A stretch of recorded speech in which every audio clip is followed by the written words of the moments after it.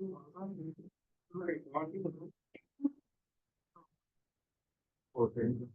The only time that's when I get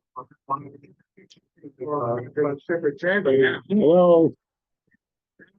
Hello. Secret Chamber when she it's 382. Did I give you? You rebuild. Why is there a Okay. Can everybody hear me? Hey, can you guys hear me? Yes, Tim, this is Jan. I can hear you. All right, good. All right, hang on. Need to get one more thing here and we're all set to go. Just bear with me for a minute. Recording. God damn it.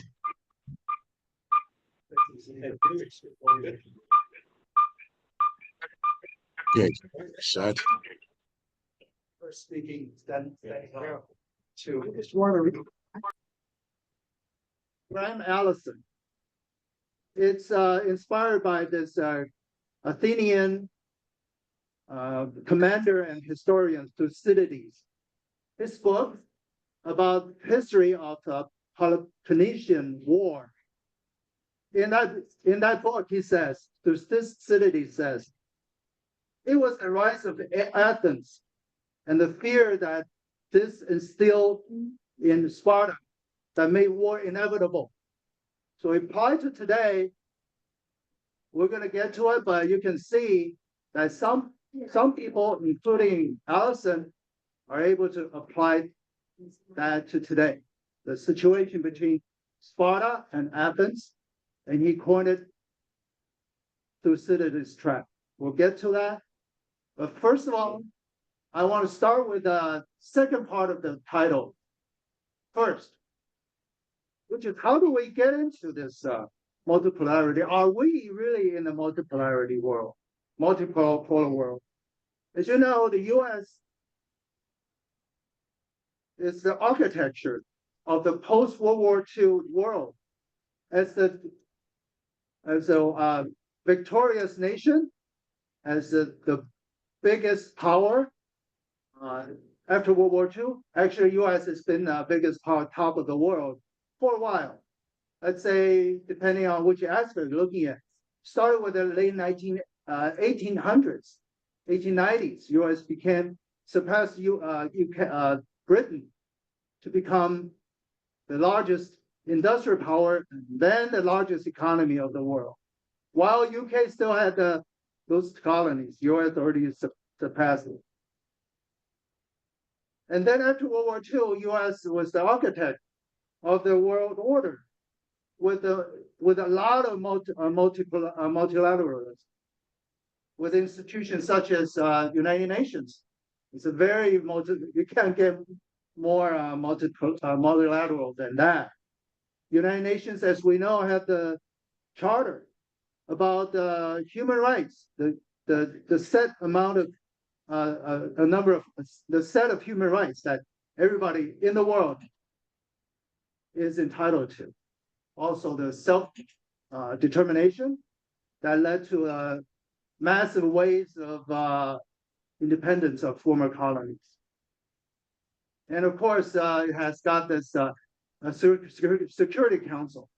The General Assembly is one country, one vote. So it's a lot of international democracy.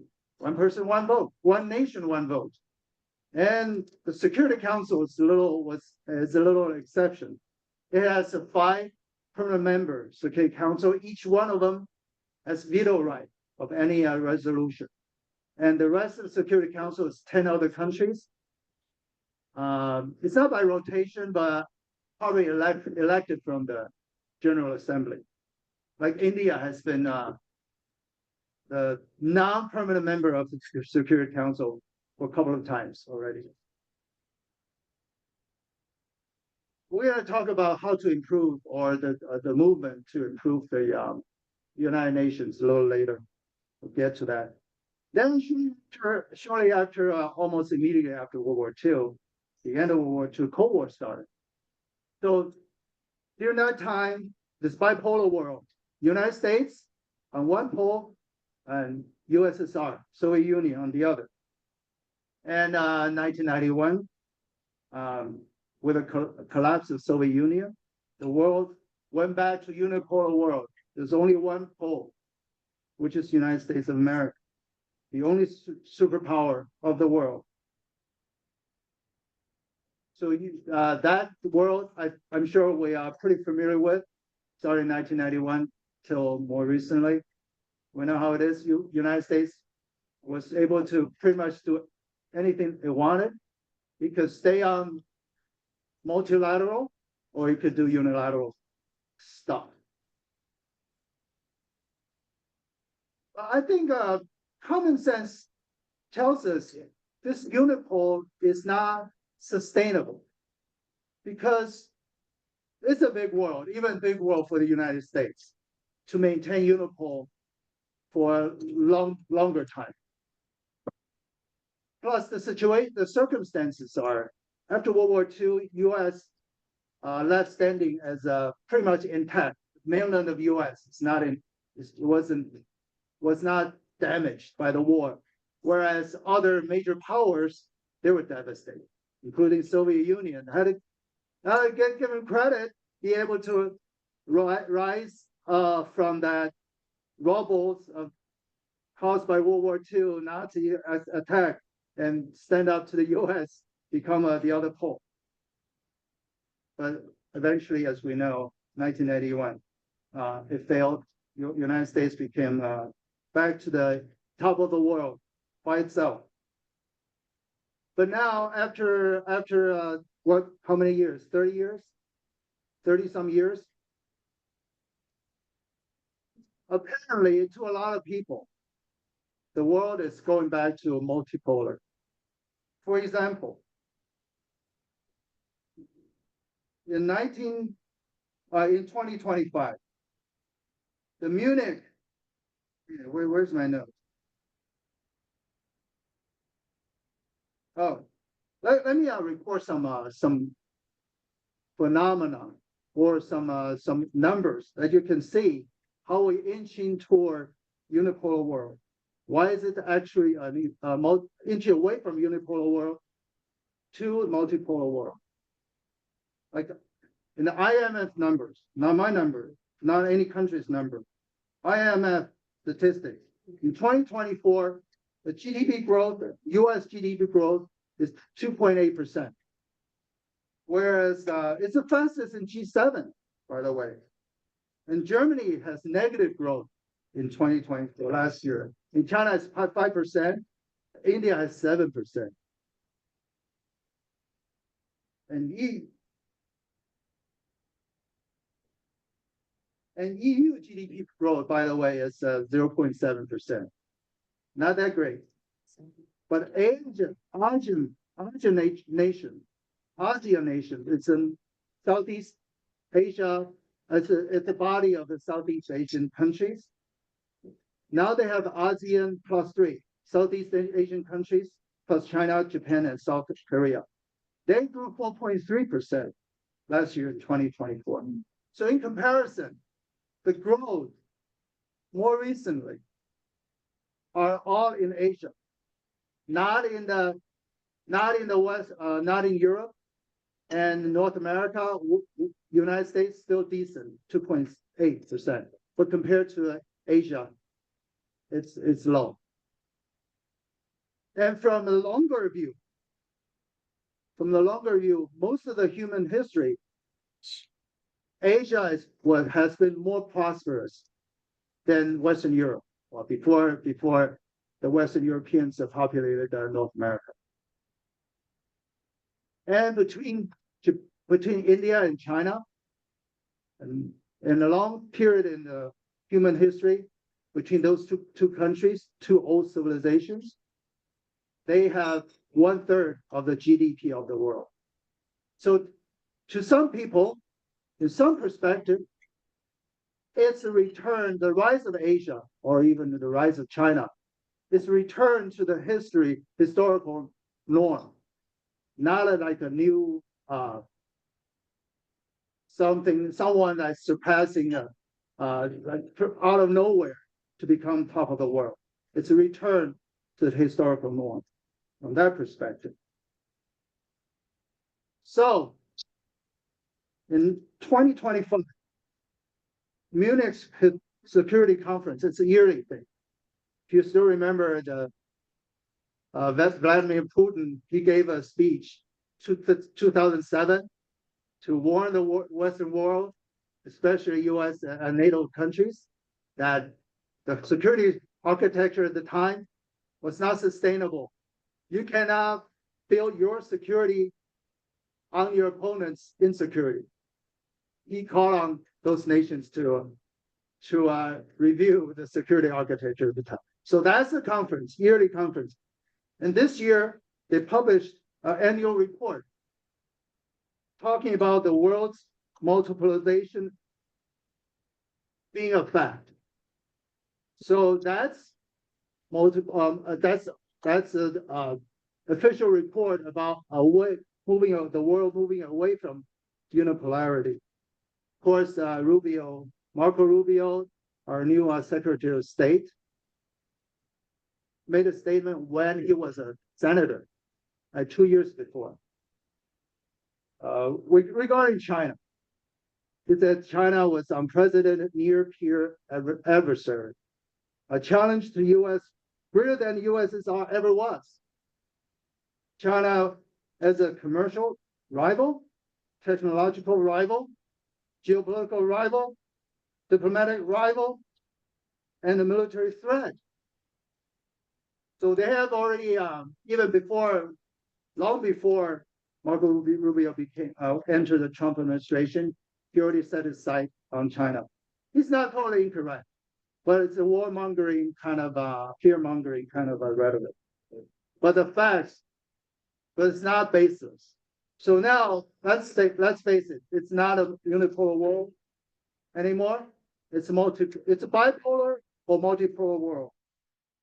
I would argue right now it's bipolar. It's China and United States, but we're moving toward multipolar world with India, with the EU, with Russia rising. But right now it's still bipolar. So this is dynamic. Let me start with bipolar to contrast. So the two bipolar. So multipolar world, you will wonder, right? Naturally, how would that work? How would that be? Would be the two powers going after each other all the time, causing tensions or even a hot war? And each power will have go back to their own turf, their own neighborhood, backyard, if you will, to bully the hell out of their neighborhood, but they go out to challenge the other power as well, near their neighborhood or in their neighborhood. That's the multipolar world that we're heading for. Or more like a multilateral.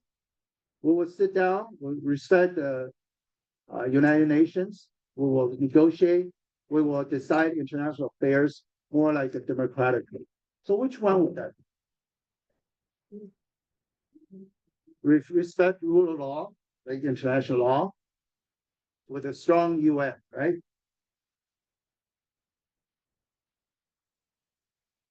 We're all in the same country, right? We are under the same kind of mainstream media. We're all susceptible to that. So you're probably familiar with the US's projection of its intentions and tendencies, like unilateral tendencies onto China, right? That's what Marco Rubio's China threat, the warmongering, fear-mongering came from, because the projection of the U.S. Behavior, especially more recent behavior in the international community. In fact, that's what I'm here talking about today. It's the main thing.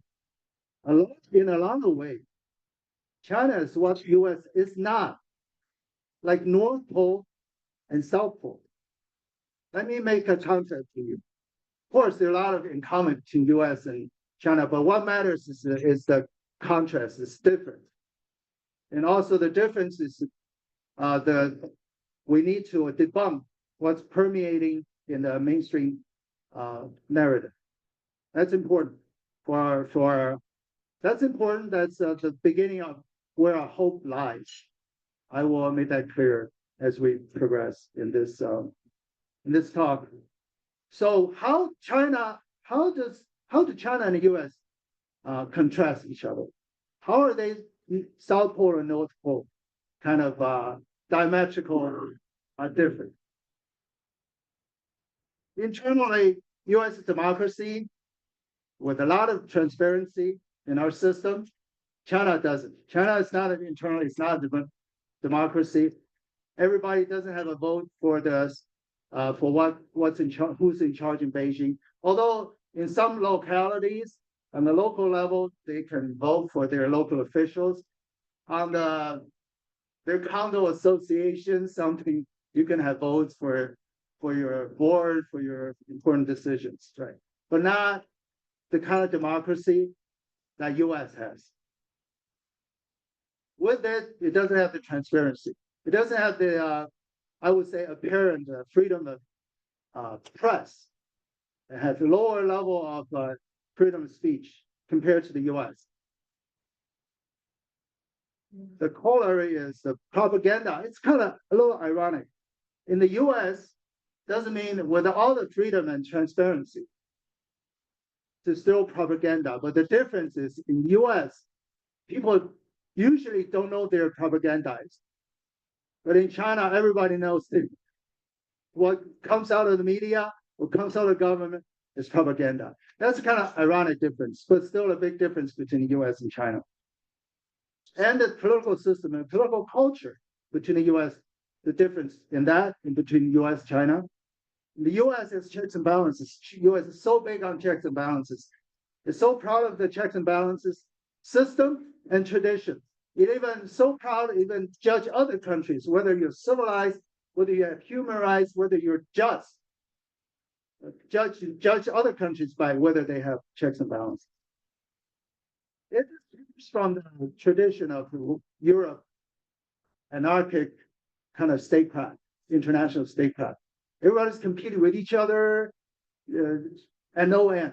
So why don't we put it internally to make the system more balanced to prevent dictatorship? Whereas China is coming from a totally different place. The deference, I'll give you one example. The deference the Chinese people in that culture toward their elders, the parents, the elders, and their superior. It's nothing you can see in the U.S. or Western world, for that matter. Maybe in Italy, those old countries, but by and large, it's not in the U.S. That's what makes the political culture so different between U.S. and China. So different as a contrast, stark contrast. So they're not big on. It's like an understatement. They're not big on the checks and balances. Instead, they're big on harmony. They expect Confucianism, expect harmony between superior and the people under them, between the elders and the younger people. Big on harmony in China, big on checks and balances in the U.S. Another contrast. And the economy, the Chinese economy. Lots of people think China now today is capitalism. I will argue not. Actually, I'm arranging a formal debate with Dr. Steele, but we're still working on it. Hopefully here.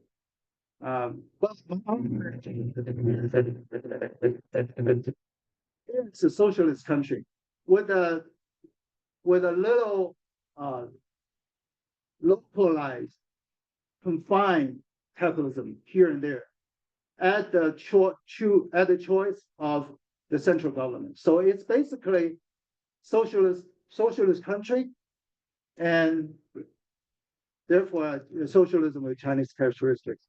They control where they put the free market mechanism, but they have 5-year plans, which U.S. doesn't have. They have top-down planning, which U.S. doesn't have. You see more and more governmental in the U.S. Economic policy seems initiated by the central government, by Washington D.C. For example, some bill or grants for certain sector to boost certain investment in certain sectors, but that alone still, but that compared to Chinese kind of planning is nothing. So I think that's another fundamental difference between the U.S. and China. But now we already talked about the internal democracy. Now there's external democracy, international democracy. As I mentioned in the beginning of the UN, there's a lot of multilateralism, one country, one vote, but that's been weakened. Over time, United Nations have been, the authority has been weakened over the decades. One, unilateralism, that's very obvious and that's recent, is the Trump administration.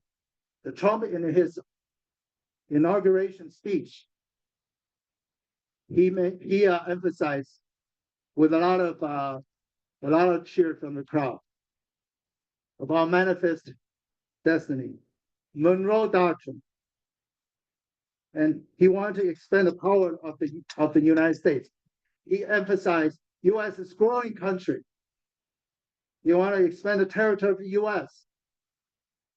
And this neighborhood, we can see, actually, strictly speaking, it didn't start with Trump, but Trump would just make it clear because his power base apparently is for those U.S. section of the U.S. citizens, U.S. voters. So we can see actually the influence of the United States in the Western world, in the Western Hemisphere, whether it's Mexico. From time to time in the history, Mexico has been invaded by U.S. at least twice. But more recently, it's threatened by Trump. Even before Trump, the conservative on the right side, they already drumming for invading Mexico if Mexico doesn't curtail the import of fentanyl. Also, there's an migration issue. So U.S. definitely try to impose its will on Mexico, on little Mexico. They really threaten. I spoke to some Mexican scholars, got the same sentiment about Mexico and Mexico government being threatened by the U.S., feeling there's no alternative but comply, but speaking nicely to Trump administration. And Panama, Trump said we didn't give Panama Canal to China, but we gave it back to Panama. Now China is controlling, which is a lie. The Panama Canal, we have to do something.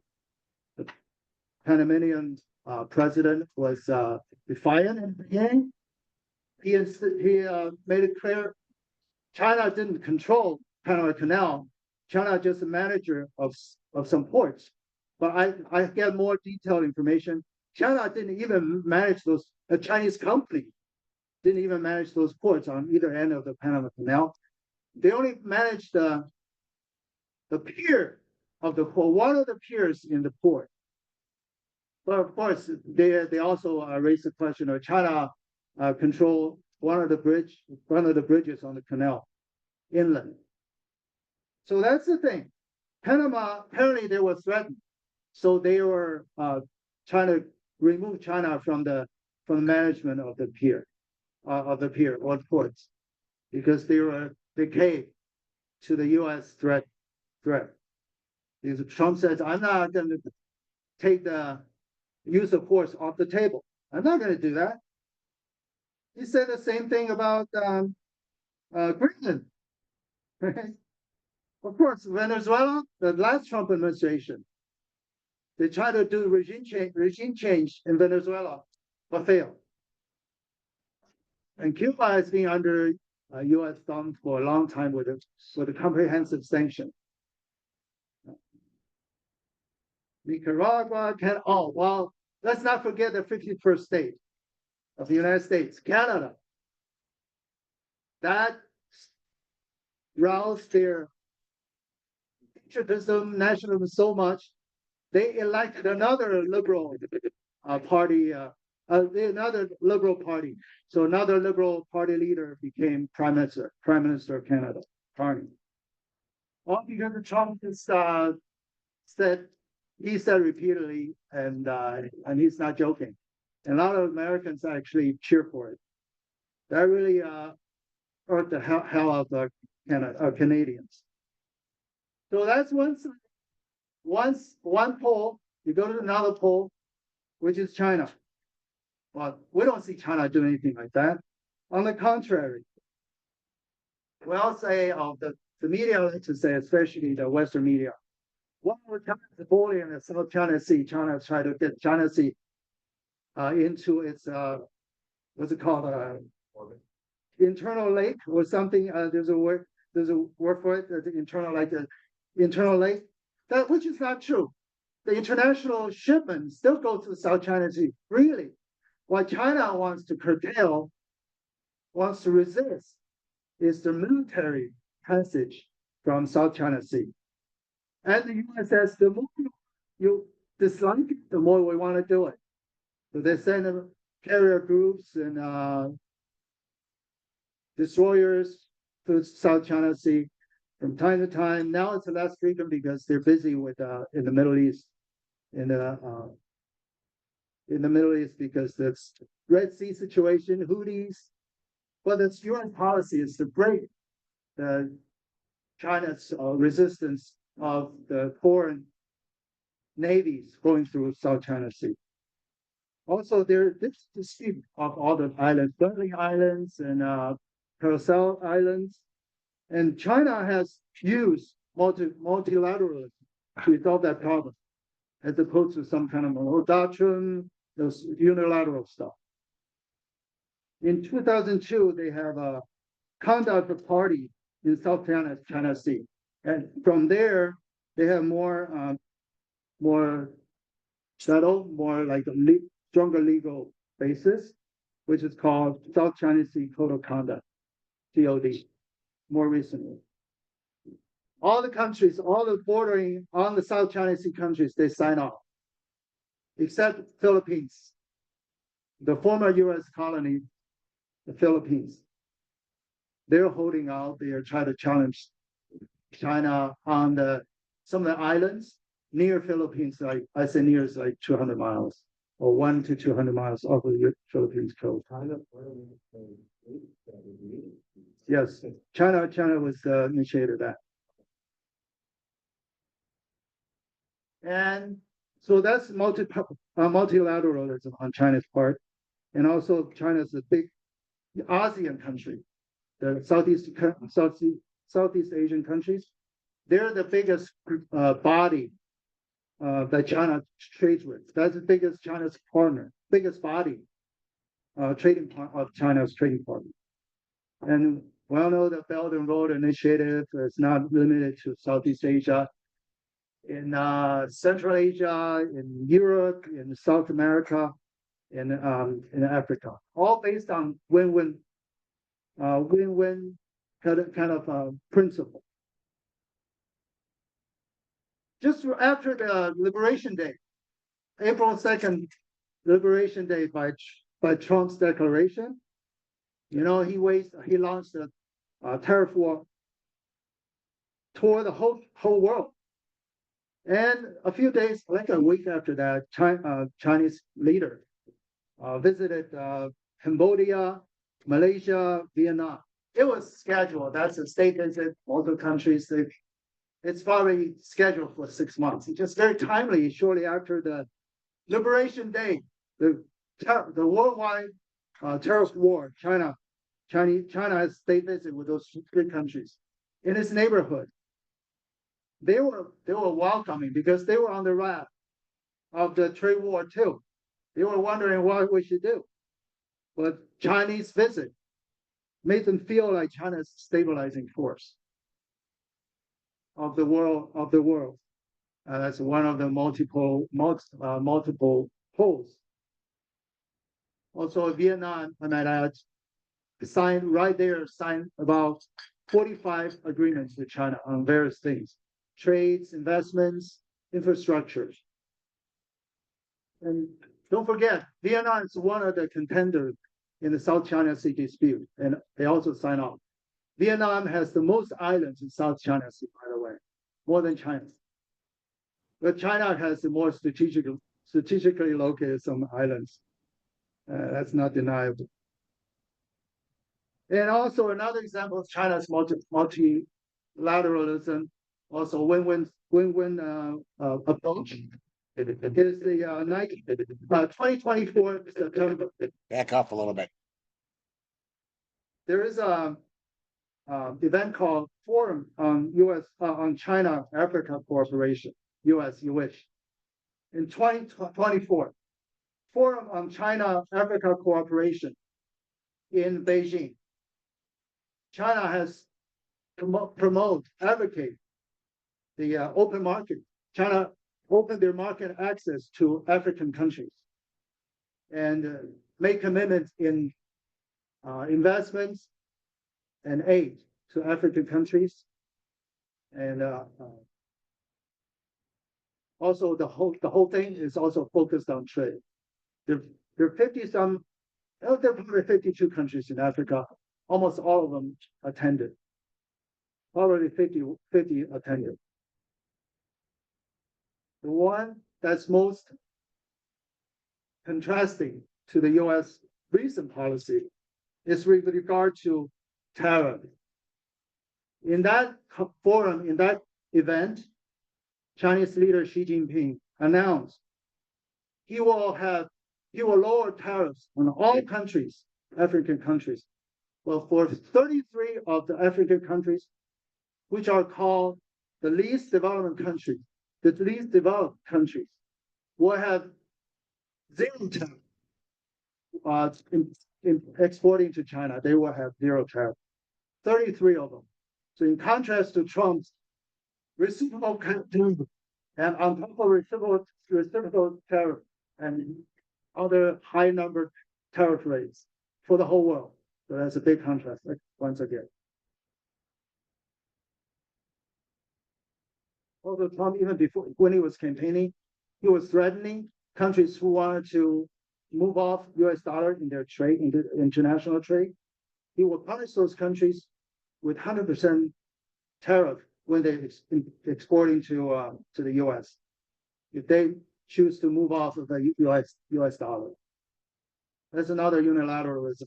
China never advocating Chinese currency to become the trade or reserve currency, let alone punish other countries for using US dollar. So China has, along with many like global South countries, they benefit from the multilateralism, the global architecture set up by the US, lead by the US after World War II. China benefit as well as the Western Europe and the United States themselves. But the difference is, after a while, you see the drawback in that.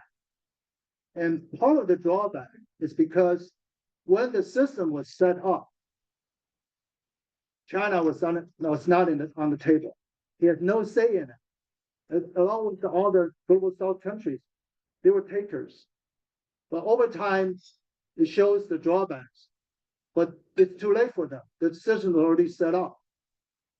They had no say in it when it was set up. So that's where BRICS organization comes in.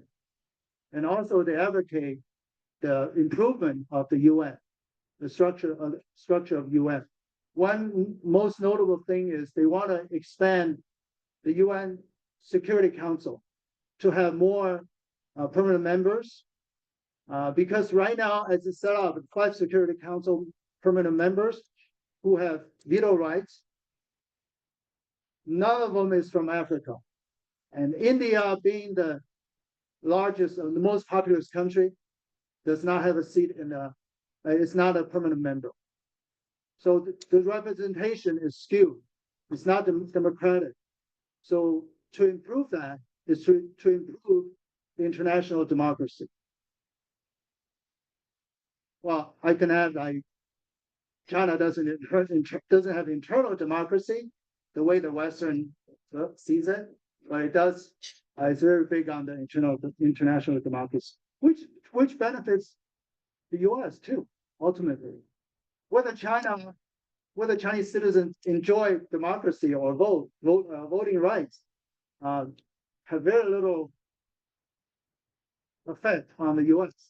We can kind of care less, right? Unless you have different ideology. But realistically, the international democracy affects world peace, and U.S. is part of the world.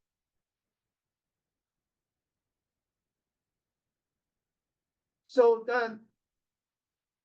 I want to go back to the more fundamental level, the cultural level. China doesn't think in terms of this Western anarchic. It still doesn't have this anarchic international statecraft in their culture. But China is always like a large Chinese state where internal orders is decisive. It's mainly internal. And the external imperialism was never the rule for over 2,000 years. It has never looked for overseas territories. You don't see that happen. They never tried. Never even tried. And for China's, they have another contrast between China and US. US is an extremely young country. 250, 60, 70 some years history. That's only one dynasty in Chinese history. And China has 20 some dynasties like that. So one is a teenager, and the other one is a more mature person. And sometimes they behave as such. And on top of that, the recent history, the contemporary history, Chinese history, China suffered lost a lot of people. A lot of people, I mean, millions of people died. Some internal, self-inflicted, some because of outside invaders, different invasion problem, imperialism. They really suffered. The country was broken apart, internal civil wars. The civil war is not between two parties. It's multiple parties, like 5 parties. Constantly. This was devastating for almost 150 years. So China knows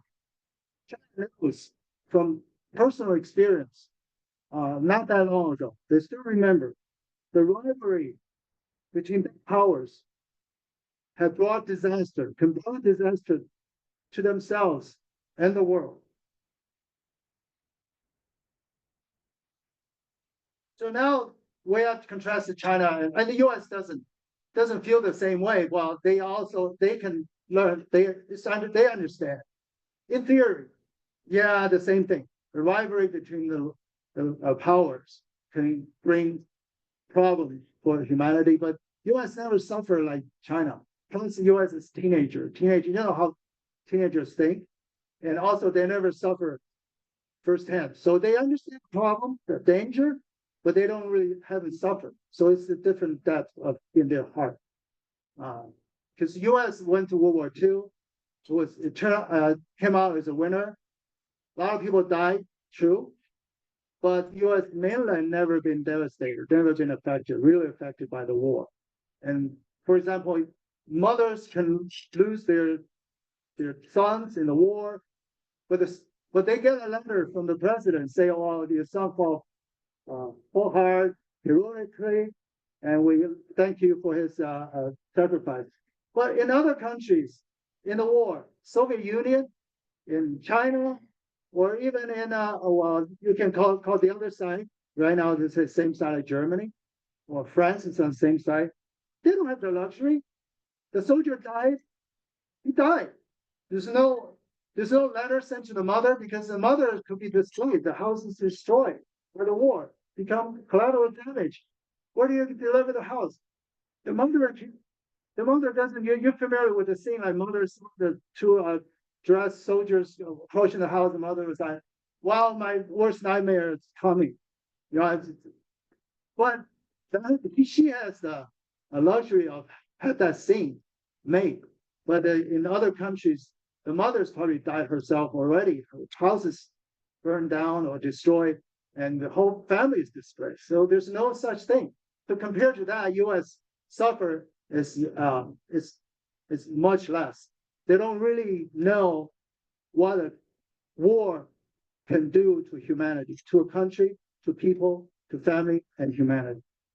So that's another contrast. Let's move on to the Europe. Another potential. Right now it's bipolar, but in the future could be multipolar, more than two pole. The next one you can say it's Europe. Europe, their GDP for last year, 2024, European Union, right, is $19.403 trillion compared to US 29.724, China 18.8, United Kingdom outside of European Union is 3.411, and Russia is very small. Just keep in mind, it's only $2.41 trillion GDP last year. And Europe, as traditionally, is very fragmented, as I mentioned, because their fragmented environment after fall of the Western Roman Empire, they fought each other all the time. So they have this anarchic international statecraft built in them. Their statecraft equals conflict. Therefore, their realism, this school of thought in international affairs, originated from, I would argue, from from their history. Like John Mearsheimer, he's a leading figure in realism. It stems from European tradition. Realism, what is realism? Realism, it means that let's be real, country and country, they can never be friends. So we say there's a well-known saying, the country, there's no, between countries, there's no permanent friendships, there's only permanent interests. So that's realism. They say there's no higher power international world. In a society, in a country, you have government, you have police, you have court as a higher power to maintain justice and to if there's some safety issue, crime, you have someone to call. Someone will come to the rescue to punish the wrongdoers. But there's no such thing in international world. That's realism. So every country has to take care of themselves,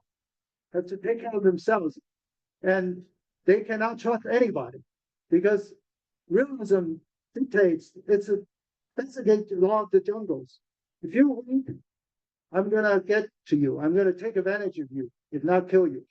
So also I cannot trust anyone because they're thinking the same thing. If I show weakness, I'm gonna suffer. There's no justice. It's all the jungle. That's realism. Also, there Tim, if you could post a Putin photo, demonstrating like the Western, the Europeans' mentality toward the Russians. It's a Putin in a Mongolian armor, like in the old days. That implies the Russians, they're not Europeans, they're not Westerners, they're Mongol, they're Asians. I will get to that. Thank you for reminding me. So at the same time, the Europe, because today U.S. is the boss. So Europe is under U.S. control. And because they know their limitation. Part of it comes from their fragmentation. All the European countries, they are small countries. They used to be enemies, they fought all the time, they have different alliances, it's very fluid. But they want to be like the United States. So that can solve their problem of being self-contradictory, with like a lot of peace, more conflict, and also make them weaker because they fight each other all the time. They don't have a consolidated command of their power, their force. So you have EU, European Union, you have NATO. And over time, they put more to their character. They put more emphasis on NATO, which is military alliance, than EU. Now the EU has 27 members, NATO has 32 members, and it keeps expanding. They really want to expand NATO, especially, well, Europe, you can imagine, is also divided. They have left and right. Some Europeans, they want to have nice life. They don't want to have militarization. And NATO is the other side. They want to expand NATO because their military industrial complex or their soldiers, that's what they're into, that's where their interest lies, or they just have a different mentality. And like in the old days, Europeans, they fought each other all the time. You can carry that over to the mentality of expanding NATO, make European countries, make Europe, Western Europe, militarily strong.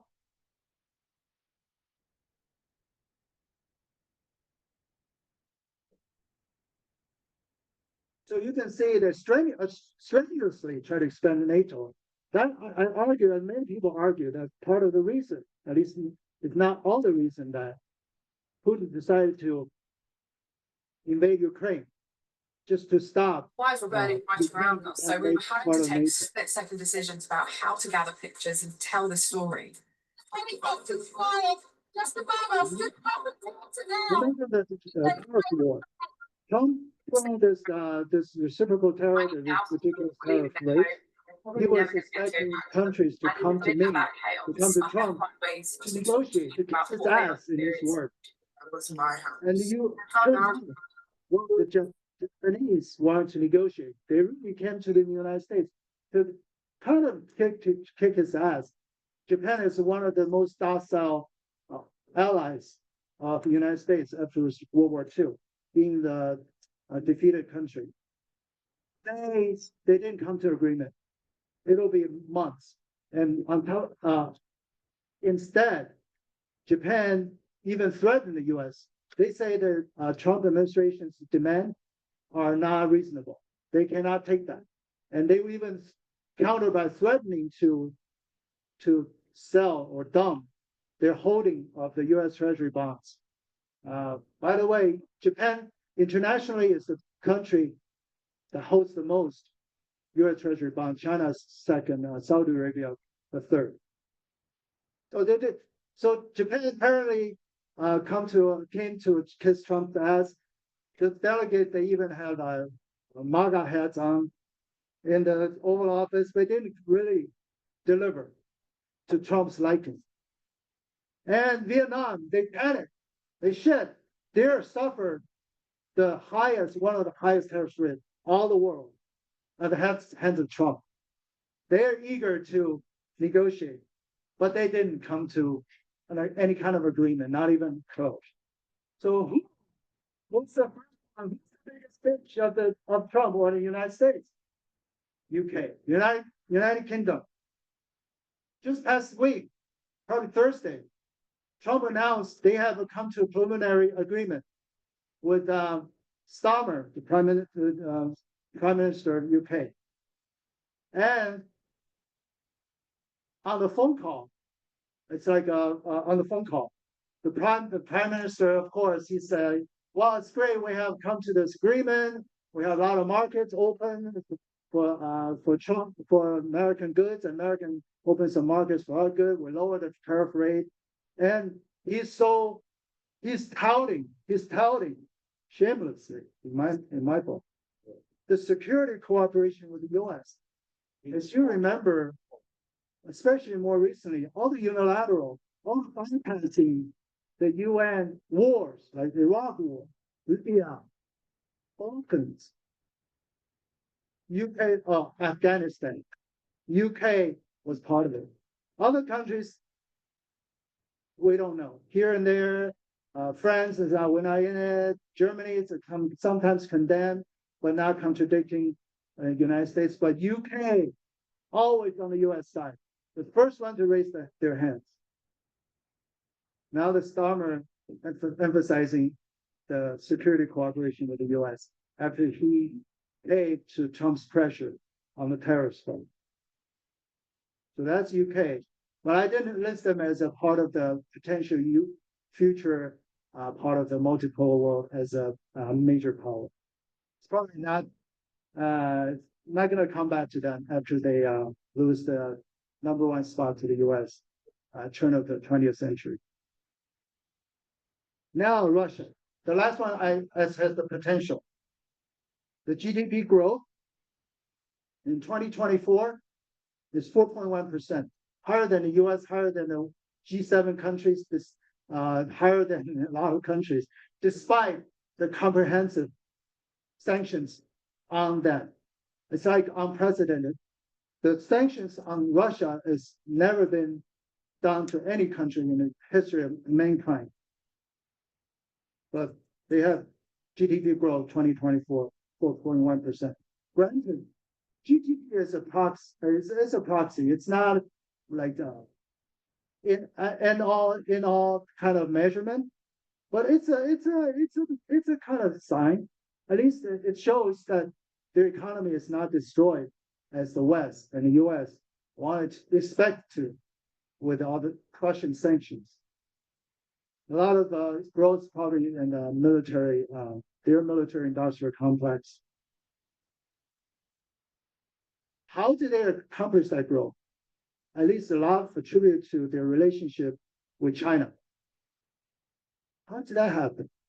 If you know that history in that part of the world, in the late 1800s, early 1900s, the country that took most territory from China was Russia. Russia is Russian. It took from China 350,000 square miles. It's like 2.6 Germany's, more than 2.5 Germany amount of land. And during Cold War, it's always, you can, in a more contemporary history, certainly during Cold War, between US, China, and Russia, it's always 2-on-1. Before Nixon, it was US and Russia that kind of dialed down the tensions a little gradually toward Khrushchev. Well, you have a little bit about the Cuban Missile Crisis, but basically Khrushchev continued to dial down the tensions with the US, which is Chair Mao hated it. Chair Mao is an anomaly of Chinese culture or Chinese political culture. It's an anomaly. So he doesn't like this peace or less tension between the United States and Russia. He called my name is communist revolutionists. He called the Khrushchev and the Russia at the time, the post-Stalin Russia, revisionist. Revisionism, you make me think, oh, so what? Revisionism is not a four-letter word. But for them, for the communists, we're not communists. We probably don't feel the same. But for the communists, it's probably the worst thing you can claim. You can insult the other person with. Revisionism. That's how bad the relationship was between China and Russia. Russia and China during Cold War in the 1960s. I'm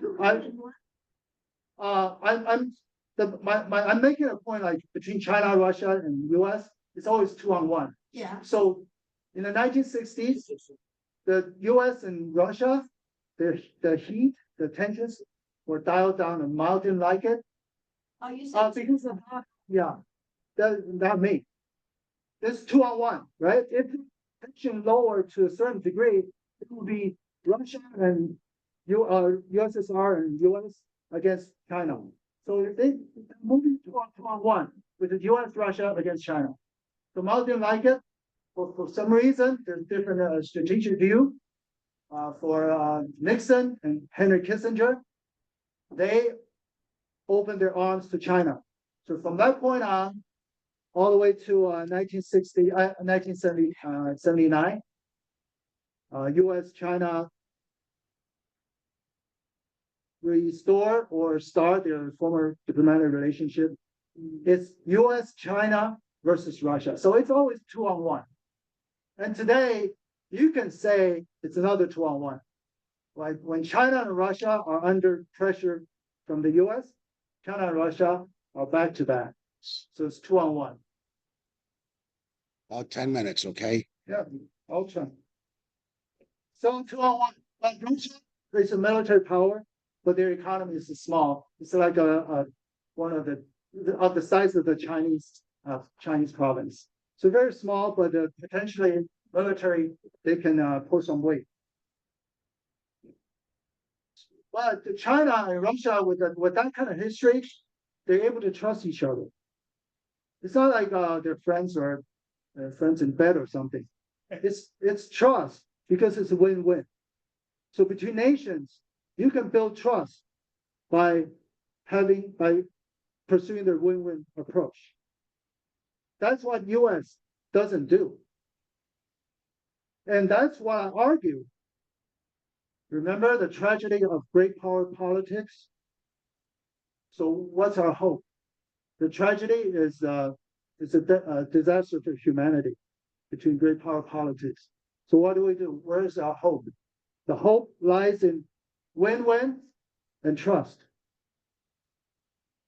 There's an underlying thing. You mentioned the racism. The American exceptionalism is kind of racist. And the European centrism, right? It's also racist because they think because our civilization is superior to other civilizations or other countries, other people. Therefore, our values, our systems should be the system that everybody will use. Basically, they want the world in their image, just like they think they themselves are the image of God. They want the world in their image. So any kind of concession, for them to make any kind of concession to the other people, it's very hard for them to do.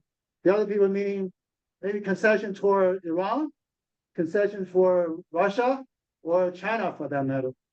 That's then very, very uncomfortable for them to do. Therefore, their view of China's rise, they view China's rise with this disdain, alarm, fear.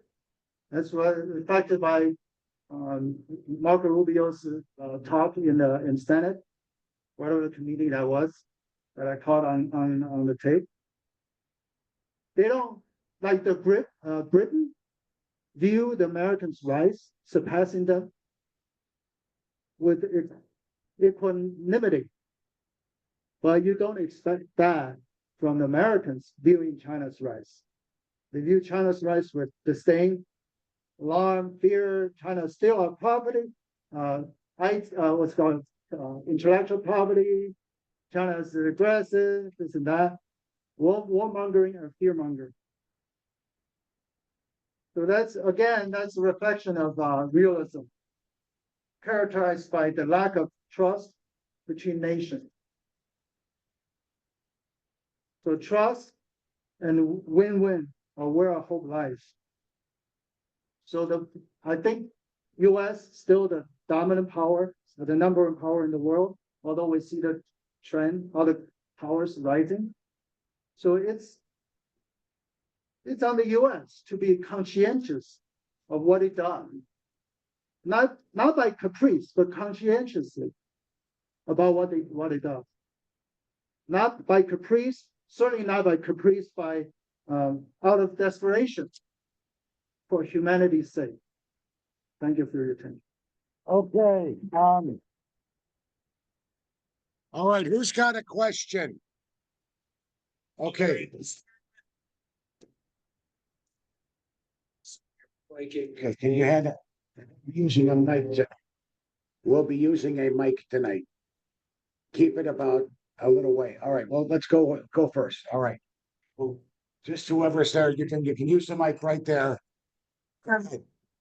So you mentioned that there's a system that was all set up by the time China got into it. And I think you were talking about something right after World War II.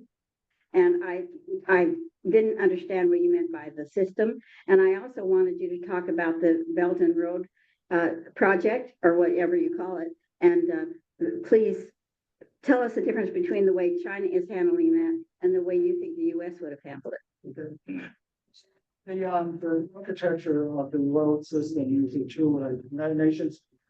This on the other side is financial side is Bretton Woods Agreement. It set the path of the world after World War II with a system which U.S. dollar as a trade currency. Therefore, the U.S. dollar is a reserve currency because you want to have a reserve of U.S. dollar in order to conduct trade in the world. So that's very important for the U.S. That's why Trump said he hated it when he heard countries want to get off the U.S. dollar. That's why he threatened the countries who intend to do that with 100% tariff. And along with the Bretton Woods, you have World Bank, you have IMF, the BRICS. The Chinese started with four other countries. Now it's like more than a dozen member countries. The way they're different is the BRICS, the structure of the bank and the IMF. The BRICS is their new investment bank, and there's some kind of arrangement. They're corresponding organization. In the U.S. side, Bretton Woods presence. I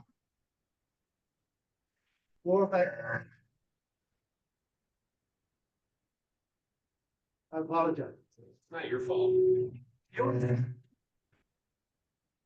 There's a voting rights, voting proportion. How many votes you had in World Bank, in IMF?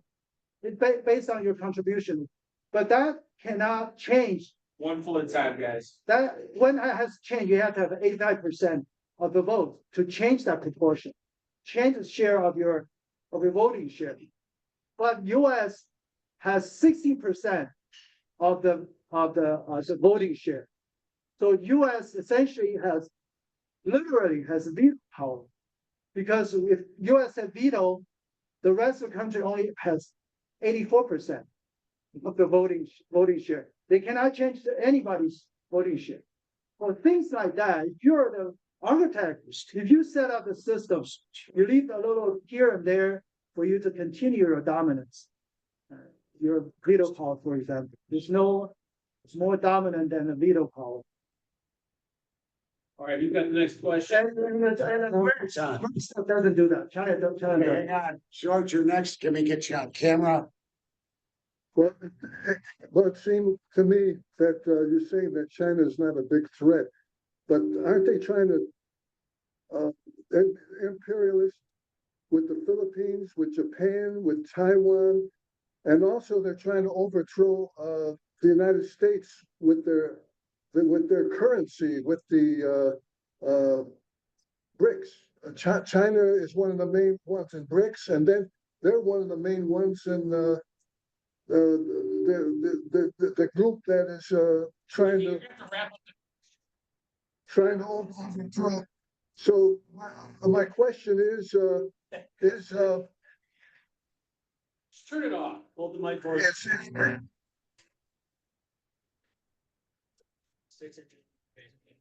No, we're gonna. I can hear it. Get the people on. Go ahead. Do you think China is a threat? But they're also getting together with Russia and the other ones. North Korea, it seems like they're a big threat to the United States. Yeah, there's many questions in this question. And first of all, the U.S. China doesn't want to replace dollar. China doesn't want its currency to have the status of U.S. dollar. For one thing, there's yeah, we're trying to offer an alternative.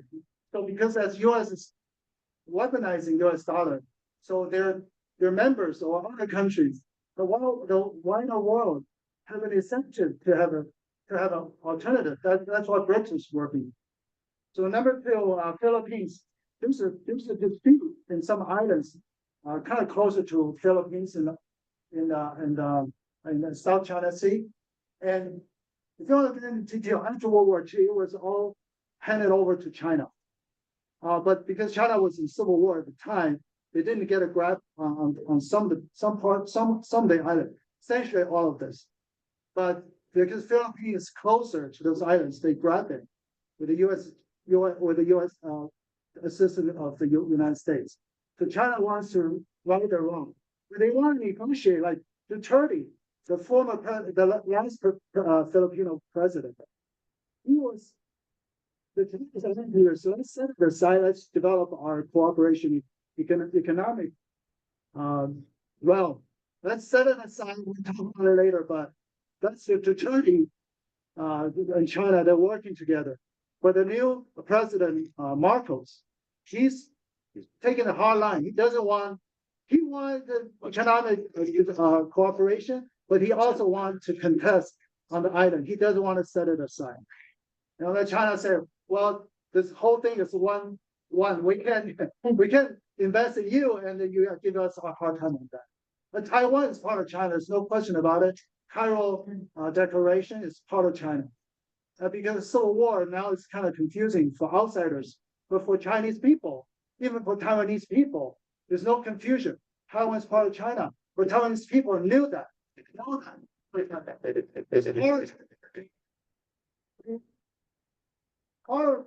They want independence.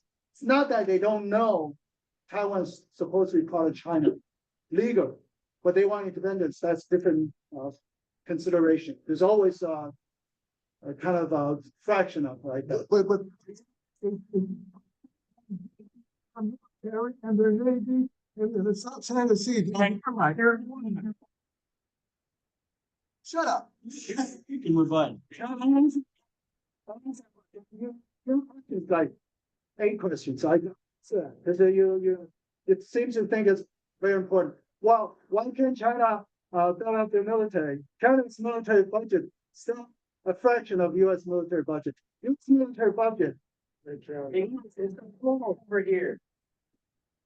It's a total of the next 7 countries, including China.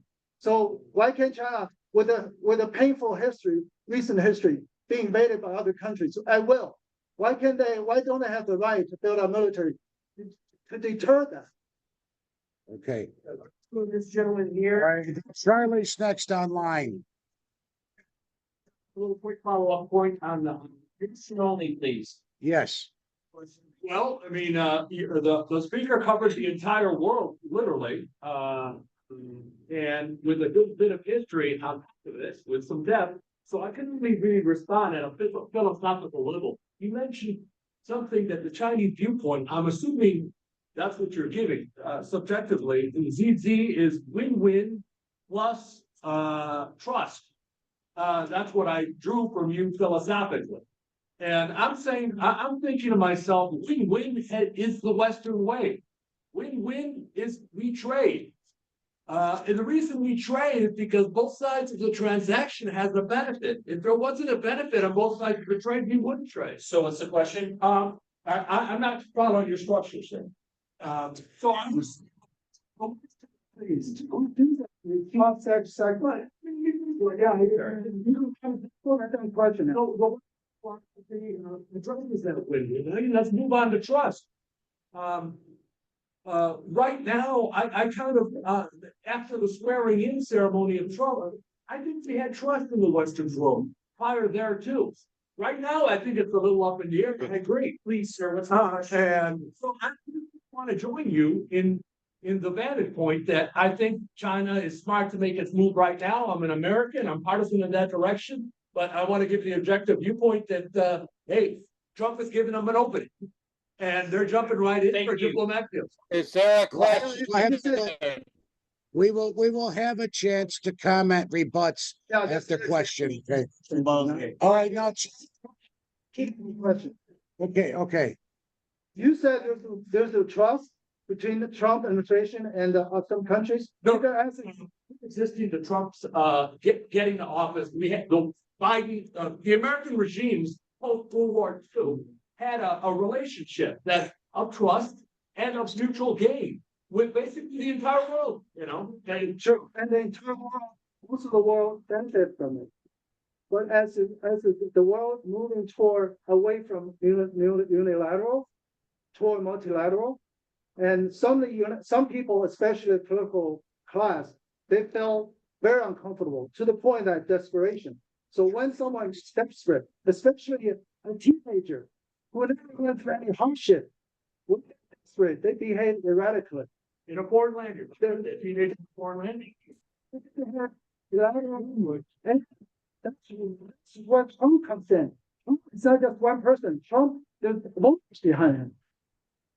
So now you can say, you can ask about trust. How much do you trust US? How much Canadians trust US? How much Canadians trust US? But I don't know how much you trust the US, right?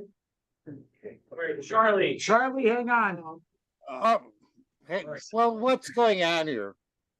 We have a lot of people trying to ask questions. We'll be with you in a sec, Charlie. Okay, go ahead, Charlie. Yeah, Eric, at the beginning, you're kind of loose with your economic statistics. Are you maintaining that a relatively small economy, like in Southeast Asia, that grows at 2%, is the same as an enormous economy, the gigantic economy, the largest, growing at 2%, are one and of the same?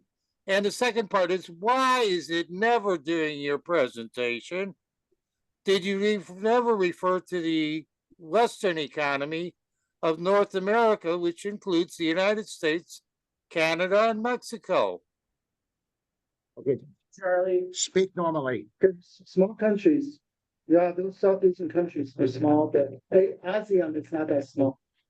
And if that keeps growing, it'll get bigger and bigger.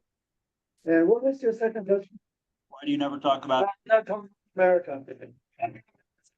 It's like this, it's already undisputed, recognized the biggest country, the strongest country in the world, for as long as unipolarity lasted. So that wasn't my whole focus. I don't deny that. Certainly. All right, let's go with Joe. Question. It's just speak loud. Brief announcement. Tim has asked me to collect our $3 tuition to help pay for our presenter's meal and other expenses. So for those of you in the restaurant, except Eric, Tim, and Justin, please allow me to collect that after questions and I can make change.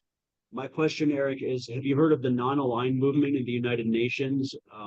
Countries like Egypt, Yugoslavia, and India have headed that temporarily. I'm wondering if you think that's a good idea and if you think China should consider joining it. Yeah, actually, initially in the 1950s, late 1959, the first non-alliance movement, the conference, I think China was part of it. Like, as I said, Chairman Mao is like a central person. It's not, it's potentially friends because in China, the Chinese culture in a lot of ways. He pulled it out. He stopped participating in. We're not against it. It's okay.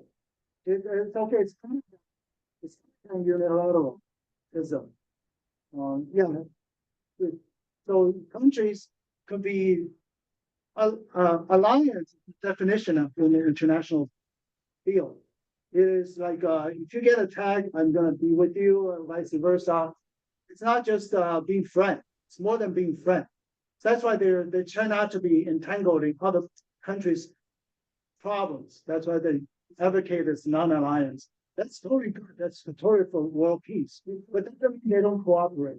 Non-alliance doesn't mean they don't cooperate. For mutual beneficial issues. Okay, who's next? No, Yeah. you were next. Loud mic. Now that we have a new world leader, Chicago, yeah, Yeah. okay. And the media tries to say that he's in charge of 1.4 billion, but it's really 2.4 billion Christian. Okay, which is a third of the world speaker. Now that we have a new world leader, especially for ethics and morals, thank God, right? Whatever. What is your opinion of the new leader of the world? Rubio? Oh, I really, honestly don't have an opinion, because I really talk about, It's I really talk about religion, and I don't think about religion a lot. But definitely, there's some, it's right? People like to capture the first. He's the first American, which people didn't No, I think know. We're trying to think about. Well, I don't know, some officials, but I know Chinese Communist Party, they're not totally comfortable with the Roman Catholic, like a branch in China, like they have in almost all countries in the world. But for Chinese Communist Party, they're very watchful on that. So for the Roman Catholic government to appoint, let's say, Archbishop, China say, well, It's Chinese mostly Buddhist. you're not appoint someone in our country, in our sovereignty, like with that kind of power, you're not gonna appoint that. What point? Right? So this is important negotiation. So I think they ended up with we jointly appoint that. So all the archbishops in China are jointly appointed by Vatican and Beijing. Sure. And as far as their stance on or attitude toward the new pope, I have no knowledge on that. I do. All right, thank you. We'll go with this gentleman's our commercial vessels allowed to travel freely through the South China Sea with the new military development they have there. Good, can you go, sweeter? Military establishment in South China Sea is to resist the military incursion from other countries. You know who they are, US. They try to get the French, the Germans involved, the Brits involved. That's why the military presence, Chinese military presence in South China Sea is for.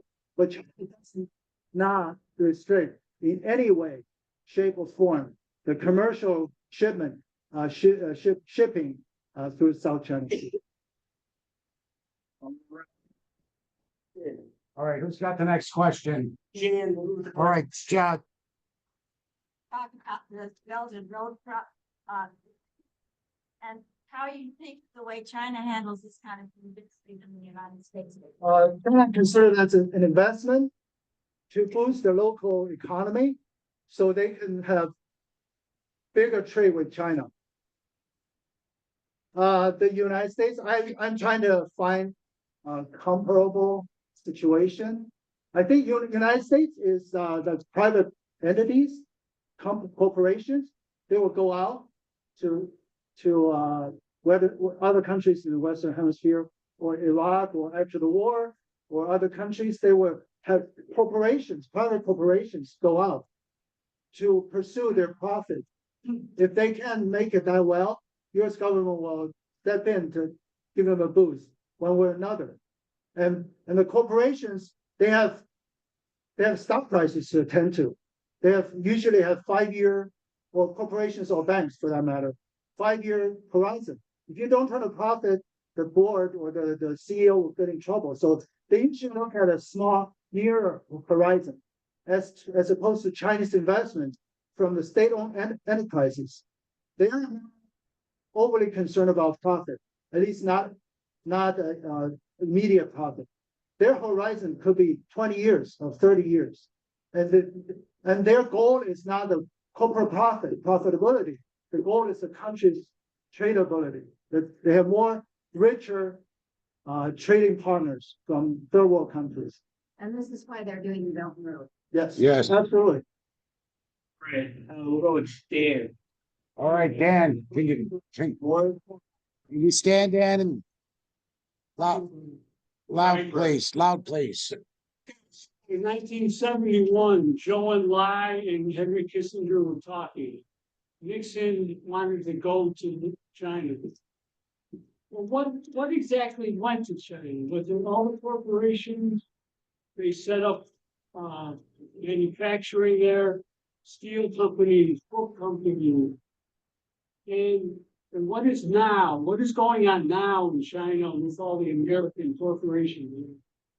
And And so China they tax those corporations, is that right?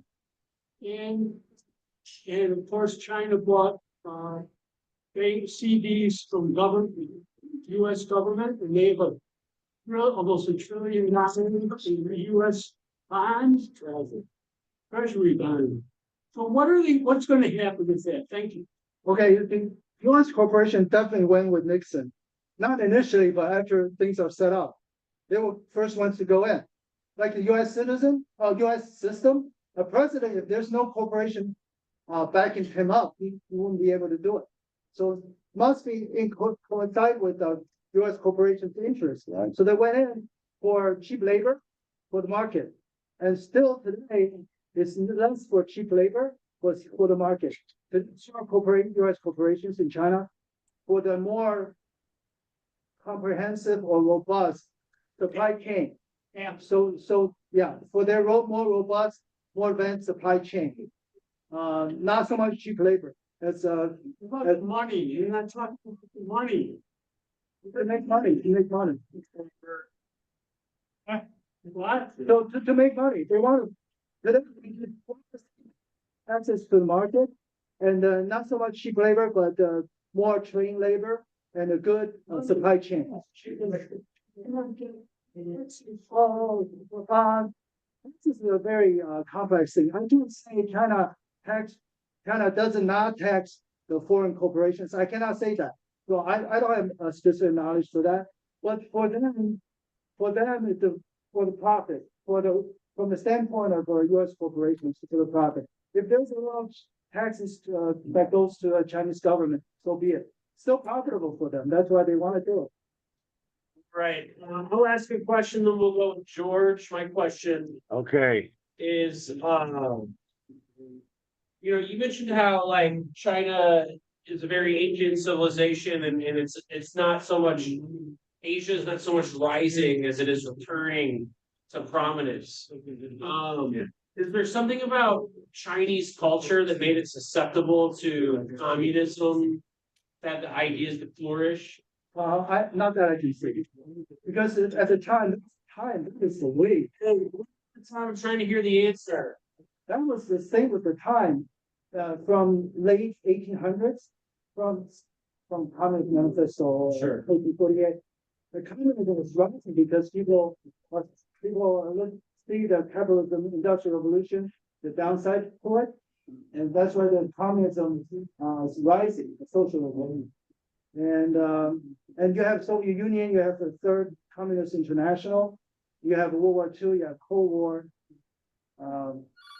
Yeah, as you can see, the Eastern Bloc, the big communist. Yeah. But to this day, you have Cuba, Venezuela, although they're moderating, right? So I don't see Chinese culture is really susceptible to communism, but you can see China will adapt communism or socialism to the Chinese character, the Chinese culture. Which is, I think, all like with the communist country, they all adapted it in the same kind of way. It's reasonable to assume that, but I can't really speak to that. I don't have that kind of knowledge. We'll go George. All right, we got two online then too. George is next. You heard scientists say there's going to be a global ice age by 2050. Forget about global warming. They're talking about global ice age. Yes, and I kind of believe that. Okay. There's a trend. The trend is reversed. The warming trend reversed. That's what I believe in. Okay. 2050, yeah. All right. Timeline, but I can see the reversal. Okay, Chris, you're on. Hi, Don't my name is Chris Cruz. I can't hear him. Give me your can you hear mic. me? Give me its mic. Okay, Chris, hang on. will do. All right. Go ahead, Chris. Hi, my name is Chris Cruz out of Texas, and just have a question for you here. What is China's position on Ukraine? And it's the breadbasket of Europe, and about I think, probably maybe a week and a half. Um, China's, breadbasket, turned around and coming into the United States was reversed and going back to China. So just wondering about, China's position. Okay, give it to him. All right, China is a breadbasket in grain. China's position from day one, from the invasion started, from day one, China was calling for ceasefire between between two sides. And China's position still the same today. And by the way, China has relationship with both Ukraine and Russia before the war. Obviously, China's relationship has developed with Russia, has developed throughout the time. And I don't know concretely what's the China's relationship with Ukraine. But from time to time during the war, since February 2022, from time to time there are talks about China will be the moderator between the two, mediator between the two sides, but never came to fruition. So that implies to me that China still has amicable relationship with Ukraine, because also the more recently there are talks about Zelensky talking to Chinese government in the back about getting in for mediation.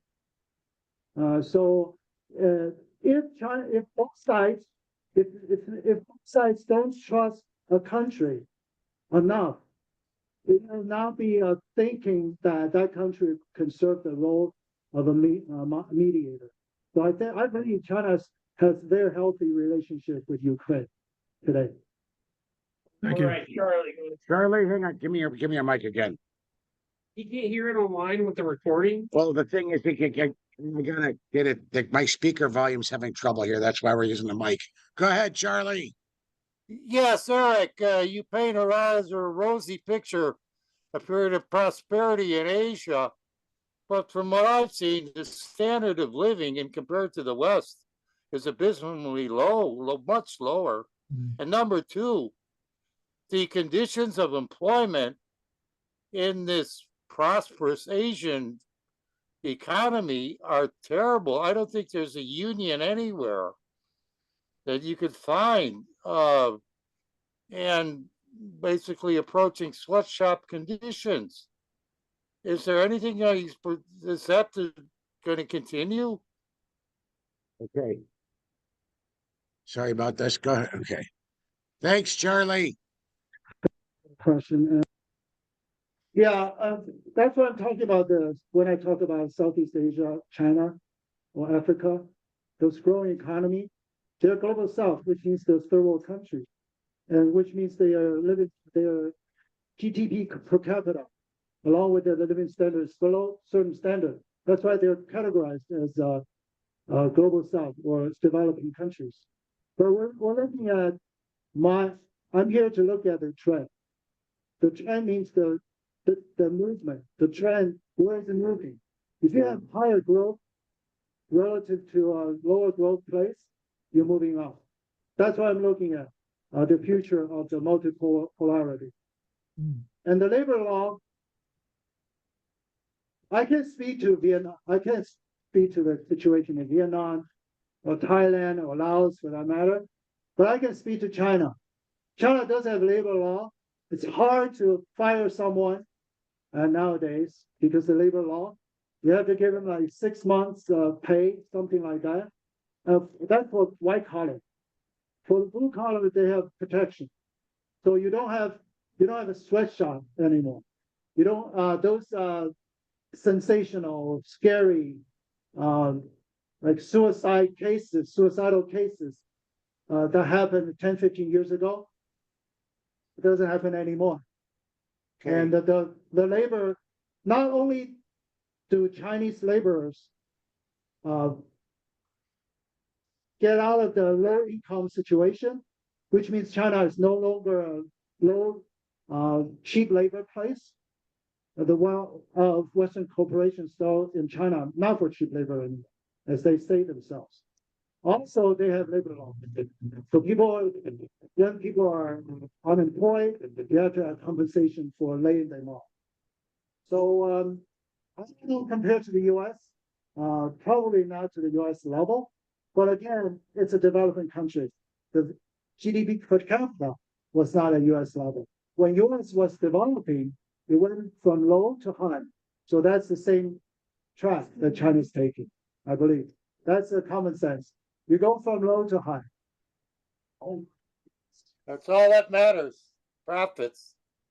All right, we'll go with Jan. I guess that'll be it for questions. Yeah, Jan, then after Jan goes, we'll go to rebuttals. Okay, Jan, go ahead. Loud, please. You gave the whole talk without talking about nuclear power and what is going on with nuclear power in China. And I wonder if you have anything to say about Sorry. Good question. Talk about multipolarity. Nuclear power is a serious consideration. It deserves serious consideration, and that's why the rivalry between powers can bring disaster to humanity on an even bigger scale, because the nuclear power cannot suffer from that before nuclear age. Now you can imagine it's even more serious. It's existential for humanity. And all the powers that I consider, India, Russia, UK, China, and US, all have nuclear power. So tell me about what you mean by they suffered from it. So again, You said they suffered from it. China was invaded by foreign countries, Japan, the most. But I mean, I thought you said from nuclear power. No, before they suffer, even before nuclear age. Now you can only multiple by, I don't know, 100 to the level of existential threat for humanity with us being a nuclear. Mhm. All right, we'll move on to rebuttals. We'll go 4 minutes. Let's thank our speaker, Eric, for the presentation. All right, And we'll go 4 minutes, starting now. with George, so we'll go ahead and Yeah, go see you right later, Tim. after him. See you later, Anybody Tim. online, don't forget to raise your hand. Go ahead, George. This is the speaker working okay? Yes, it's working okay. Go ahead. This involves the possibility of a nuclear war. Russia has signed a 20-year strategic partnership with Iran to bring it into an alliance that includes China and North Korea. North Korea is building intercontinental ballistic missiles that can reach the United States in the event of a clash between the superpowers. Iran is also seeking nuclear capability. Trump is trying to stop that. And he's trying to stop these wars in Israel and Ukraine. But he's trying at least. The United States has an Article 5 pact that states an attack on one state is an attack on all states. Russia's treaty with North Korea carries a similar promise from Moscow. If you attack one, it could start a world war. That's it. All right, thanks. Go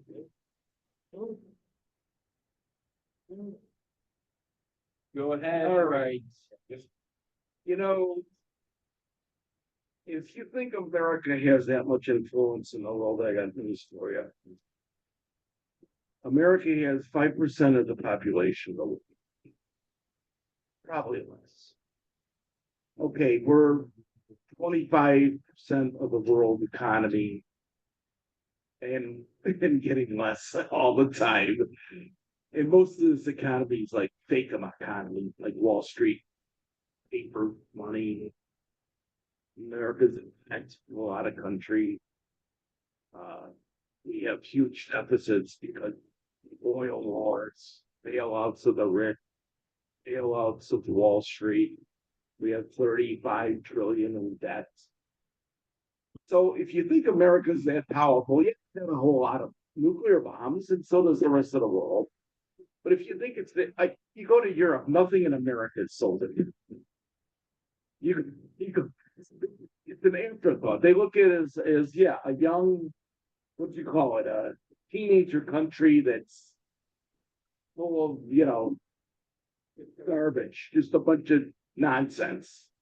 We have a nonsense media that does not tell the truth, is poorly reported. We got the filthy 500 in Washington, D.C. that make up all the decisions. The filthy 500, our senators and our congressmen, we're all getting kickbacks, all paid off, all money under the table. So America's really been going downhill for a while. And I don't know where you guys read or what you watch. You can't trust anything on electronic media in this country at all. The last thing I saw about the New World Leader, Chicago Pope, Leo, is that they're trying to downplay him all in the media. They say he's in charge of 1.4 million Catholics. But I have news for you. There's 2.4 million Christians, and that's who these charge. Billion. Yeah. And there's 7 billion, 8 billion in the world. That's a bunch of Buddhists, a bunch of Hindu. He's got a lot of power. He's got a hell of a lot more influence and power than Trump does. So we're going to have to pay attention to our Chicago Pope, and hopefully things work out well. Sounds like it's a great first. We need that. So anyway, it's a lot of hooey. This America's exceptional. America's the greatest thing since sliced bread. There's a lot of problems there, and you don't hear about it because we have poor reporting now. Bad media, and it's going on. Okay, who's next? All right, who's next? Who's next on the rebuttals? All right, hang on, I'll get you Charlie next. Hang on, let me get you next here. Just a second, Charlie, we'll get you next here. All right, let me get you full screen, Charlie, and we'll be all set. That's all right. Okay, go ahead and start. Okay, first of all, I'd like to thank our speaker for his research and a detailed, if perhaps biased report to some extent. Anyhow, you always give a lot to talk about. I will cover 5 areas here. Number 1, I pointed out I have to challenge your use of some of your economic statistics. You seem to use them as standalone. And like here, an emerging economies always generally grow faster than well-established economies. So that doesn't really mean anything. Like he indicated that Europe was not growing at any particular pace. Well, it's already automated and it's established. So that's what I mean. You have to keep this in mind. And to compare a small economy with the world's largest and think that that's a valid comparison is simply not accurate. That's not permissible. So some of the other statistics, I've got to be a little cautious and a little disciplined about what's going on.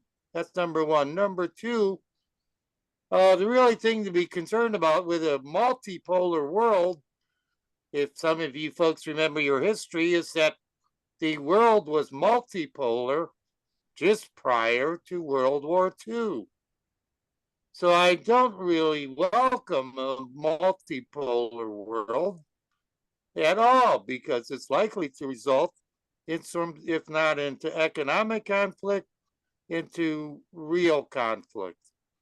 So that's what I mean. That was the basis of World War II, where countries were seeking, that's what I mean, in particular in Asia, and 2 countries in particular were looking to gain prominence in the world at the expense of the others. And that the resulting one was the biggest conflict in the history of mankind. Number three, the standards of living, from what I've seen of the Asia, is far below anything we can even think of or imagine in the Western world. So in terms of something is not working there, perhaps you could say there's no trickle down is apparent. From what I see, like the agriculture, a large bit of the agriculture, way more so than in the West, is still manual, when almost all of agriculture in the West has been automated with the exception of a few crops. That's what I mean. Look around, they've got a long ways to go. I certainly hope they reach it, but they're certainly by no means anywhere near. I think we need a little study, might even have a program on this. Anyhow, that's number three. Number four, some talk about the military. I don't fully understand China's and the other countries of Asia in their approach. They seem to define a military as putting people in uniform, and like they have like 2 million of them, whereas that's not how you design an army. At least I wouldn't. Wars these days are fought with very few personnel.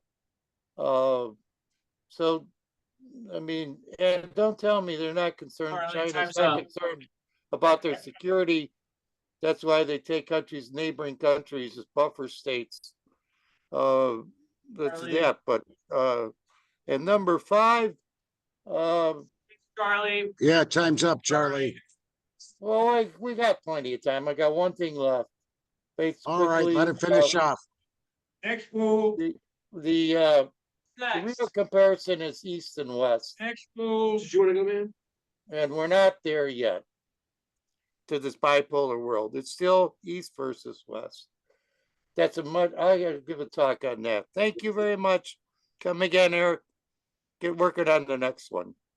All right, you're gonna go next, Justin. All right, hang on, let me get you the mic. All right, sorry about all An hour to go and no one's been making that. rebuttals. What's the rush?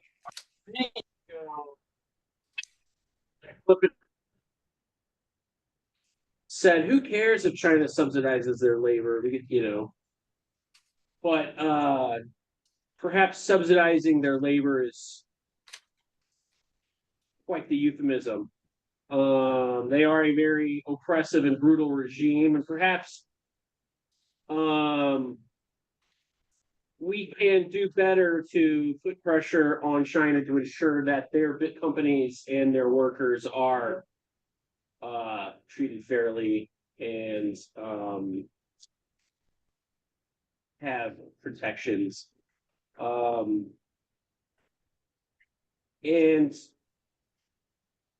perhaps the West can be creative in ways that they don't have to be reliant on the Chinese. I know it's going to be very difficult and I don't know where to start, but I don't think tariffs are the answer. I think trade is, as somebody had mentioned earlier, it's supposed to be mutually beneficial. So I think there's value in trading. And perhaps we can trade along with goods, we could trade good values and good principles and good ideas like free markets, liberal democracy, things like this. And I hope that there can be a day where all nations are peaceful with each other and whatnot. I know the new Pope in Chicago is very interesting. However, I mean, there are some questions about how he handled some abuse cases. And I don't know, I don't have all the facts, but while it's very interesting and that we do have our first American Pope, just because he's the Pope, he's not a perfect person. And,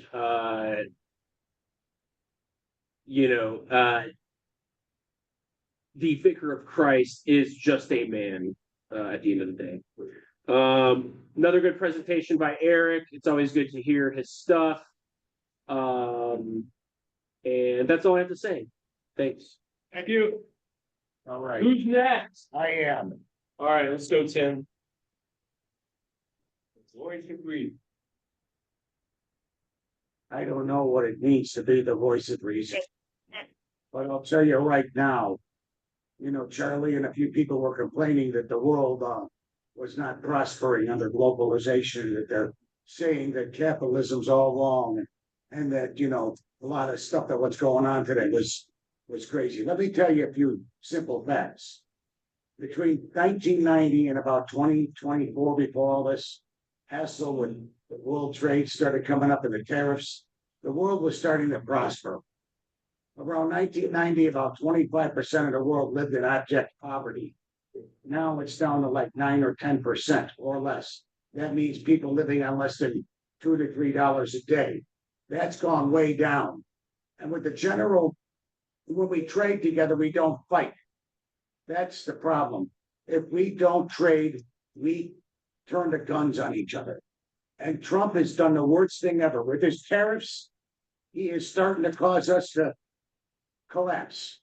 Our ships from China are less than half full right now coming into here. And if Trump thinks that there's something called a trade deficit, well, be damned. That trade deficit is not a trade deficit. It's for the purchase of things that are coming to our country and we're buying from our country. We don't make bananas here, so we have to buy them from foreign countries. We don't make things like small electronics, so we buy them from other China. What we do sell are high-intensive capital goods, machines. And the other thing that Trump's really ignoring, if you start looking at just trade deficits in the markets, that's only part of international trade. The big part of international trade is the flow of capital and money to the stock and bond markets. The point of the matter is that represents about 10 times more, and the moron in the White House can't seem to understand it. When you get your capital markets flowing here, you get capital involved, which is what funds capitalism, it works. We've seen under the system between 1990 and about even just starting to come after the pandemic, we started to see the world get a lot better off. We started to see the world get better. Does that address the questions of the poor? By no means it does not. Because it does get a lot of times the wealth does get into the hands of the billionaires and the millionaires who then start to manipulate and become greedy. The point of the matter is there's nothing wrong with the system. What's wrong with the system is that when you get rich like that, you should pay your workers a fair wage. You should pay your employees a fair wage, a good wage for a good day's pay. And, you know, before industrialization, we had trade unions. We had some other things. When it was all farmers and cooperatives, you know, you were still under the lord and master, which is much worse. The point of the matter is, if we go to socialism, for example, we're only going to have one lord and master, and that's a state. And the state has always been an evil master of stuff. And what I'm going to say is this, you know, capitalism may have its flaws, but it's the best damn system for prospering people around the world. It's the best damn thing that we can start doing. And free trade means all of us are better off for it. We are better fighting than shooting. And just remember that. We are better more exploitation than shooting.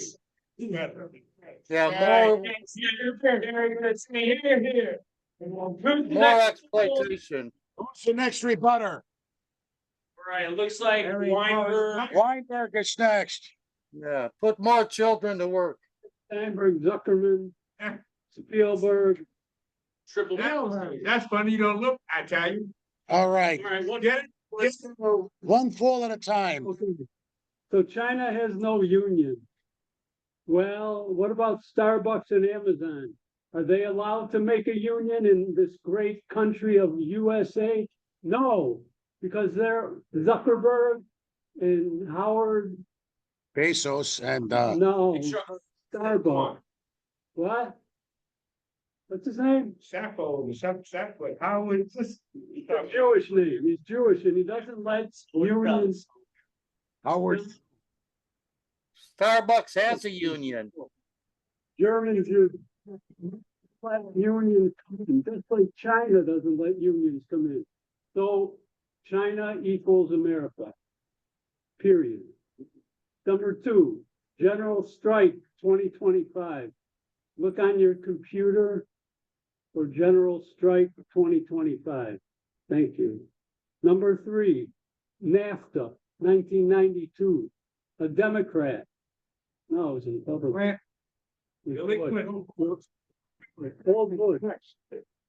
Old Bush set up, so the unions he broke the unions and they went to Mexico and they're making parts.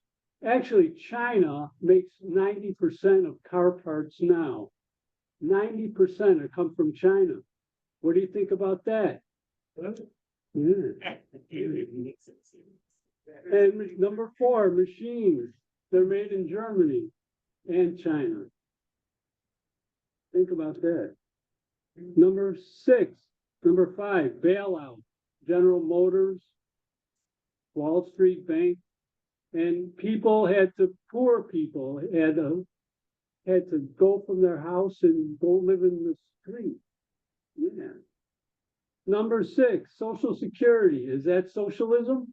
Do you want to end socialism? Do you want to end Social Security? Is it too much like a Bolshevik country? Don't forget Medicaid.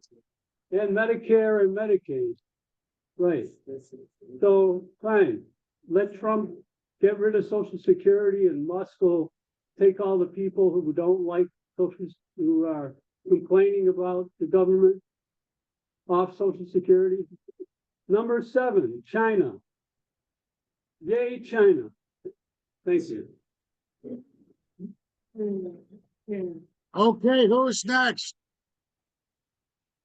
All right, if there's nobody, go right ahead.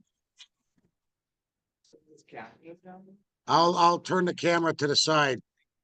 You'll be go ahead, sir. We'll point in the air and go ahead. They can't see you. So I wanted to challenge the concept of multipolarity, but I want to start by making one tiny rebuttal. You mentioned that the Russian GDP grew by 4%. Every GDP under every war-torn country grows. That's because when you build weapons, things you build, GDP measures when you build stuff, and when you build weapons to blow them up, your GDP will naturally grow. So that's why the Ukrainian GDP also grew in the last few years. Now, I don't know a lot about China. I don't know a lot about other countries, but I will speak about Russia for a bit. The concept of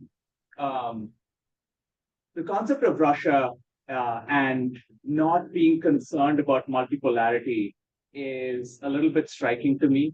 I believe that not thinking about Russia as a geopolitical enemy is a little bit not thinking about Russia as a geopolitical enemy is a long-term strategic failure for the United States. Why do I say so? Russia is not, you mentioned Mearsheimer many times and his realism in foreign policy. Russia is not aggressing against different countries for its own interests. It's not aggressing against different countries for different political gains. It is aggressing for one simple reason, and that is ideology. One thing that we often miss out is ideology plays one of the biggest reasons why people do things. And there's a reason why 800,000 Russians have become casualties in this war, and yet the Russian regime wants to continue this. It's not because they don't have casualties and they've not suffered the consequences. It's because of ideology. What is this ideology? It's an ideology that's perpetuated by Russian philosopher Alexander Dugin in a philosophy of neo-Eurasianism that wants to destroy Western liberalism, Western democracy, the idea of individualism, freedom, and it will go to any lengths to propagandize people. It will go through any lengths through war and to basically try to destroy. That's the goal of this particular philosophy. And Alexander Dugin has been named Putin's Rasputin. He's Putin's left-hand man, right-hand man. And that's sort of that's the only thing that I wanted to bring up, which is to let this go as hey, we just have to live with the consequence of a multipolar world is untrue. I believe looking at countries like Russia as a geopolitical enemy is vital, and dealing with them through long-term strategic goals and rational, objective foreign policy is vital. Thank you. Okay.